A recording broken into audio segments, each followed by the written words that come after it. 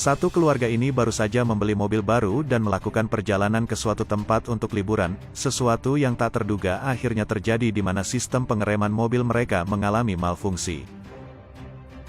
Beberapa saat kemudian Tony mulai menyadari ada yang salah dengan mobil barunya. Dia mengecek apakah ada yang salah atau tidak dari mobilnya. Dia menginjak pedal rem dan mobilnya tidak bisa diperlambat. Sistem mobil tersebut mengalami malfungsi secara total dan melumpuhkan semuanya. Dia melihat ke monitor Mia, kecepatannya tertahan di 130 km per jam. Dia mencoba menonaktifkan sistem itu dan tidak terjadi apa-apa. Tony mencoba menarik sebuah tuas dan muncul peringatan malfungsi sistem. Kecepatan mobil mereka naik menjadi 140 km per jam di monitor.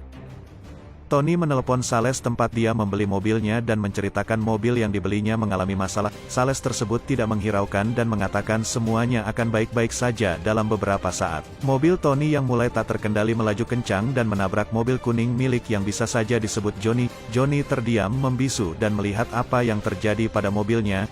Dia sangat marah dan mengejar mobil Tony.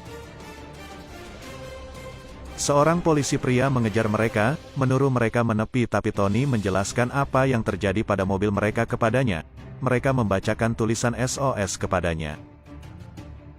Johnny yang mengejar Tony dihadang polisi wanita, kemudian tanpa menghiraukannya dia menancap gasnya dan terus pergi mengejar Tony. Tony mengecek monitor mobil dan kecepatan mereka sudah di angka 160 km per jam. Polisi itu kemudian melaju ke depan mereka untuk melakukan pengawalan agar mobil di depan mereka tidak menghadang mobil Tony. Polisi pria melaporkan kronologi yang terjadi kepada pengawas jalan tol dan meminta bantuan untuk mengosongkan gerbang tol yang akan mereka lalui. Gerbang tol dengan cepat dibuka agar semua mobil dapat bergerak cepat mengosongkan gerbang tersebut. Mobil Tony melaju cepat dan kakek Paul merekam kejadian mereka di dalam mobil tersebut. Mereka mendekati gerbang tol itu dan berhasil melewatinya. Mereka merasa sedikit lega karena masuk dalam area tol yang aman, sementara Johnny yang mengejar mereka melewati gerbang tol dengan kecepatan penuh di belakang mereka. Tiba-tiba mobil mengeluarkan air sabun di kaca depan dan mengganggu penglihatan. Kakek Paul keluar dan berhasil membersihkan kaca depan mereka hingga hampir saja terjatuh dari mobil.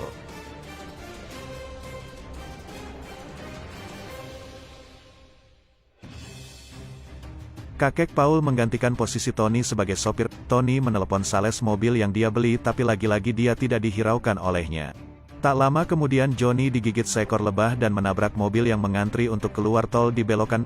Johnny makin marah dan bergegas kembali menancap gas mobilnya mengejar Tony dan keluarganya. Kakek Paul membuang air kecil di sebuah tas plastik dan ingin Tony membuangnya. Tas plastik itu dibuang keluar jendela dan mengenai wajah Johnny sehingga dia semakin marah kepada mereka. Polisi pria menyuruh Johnny untuk memperlambat mobilnya. Mereka mencoba menginjak pedal rem sekali lagi, namun pedal rem tersebut patah. Tony membuangnya keluar jendela sehingga mengakibatkan polisi pria terjatuh. Polisi wanita kemudian datang dan menolongnya. Kedua polisi ini meminjam mobil warga untuk melakukan pengejaran kembali.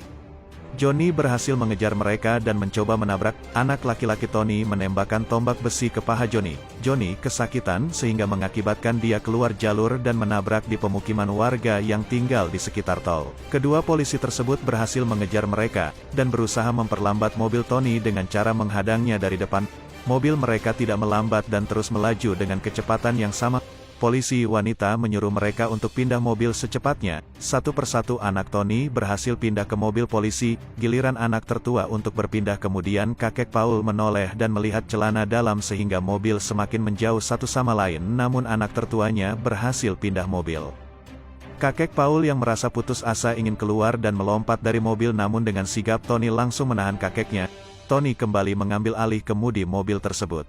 Bantuan helikopter datang mendekati mereka, sementara tak jauh di depan mereka para warga di depan gerbang keluar tol disuruh evakuasi meninggalkan mobil mereka. Istri Tony dievakuasi menggunakan helikopter untuk yang pertama kali keluar dan mereka berhasil mengevakuasi istri Tony. Tersisa Tony dan kakek Paul, mereka mulai mencurahkan isi hati satu sama lain. Polisi itu berhasil kembali dan mencoba menyuruh mereka mengikat bodi mobil dengan sebuah tali. Dia memberi kode kepada pilot untuk segera menarik mereka naik dan mobil Tony terangkat dari jalan. Tak berselang lama mobil terbelah dua di udara, Tony dan kakek Paul jatuh ke tanah dengan keras namun mereka berhasil selamat. Johnny si pemilik mobil kuning melihat mereka di rumah sakit dan mengejar mereka segera kabur menuju lift namun sayangnya lift yang mereka naiki mengalami malfungsi seperti mobil mereka sebelumnya.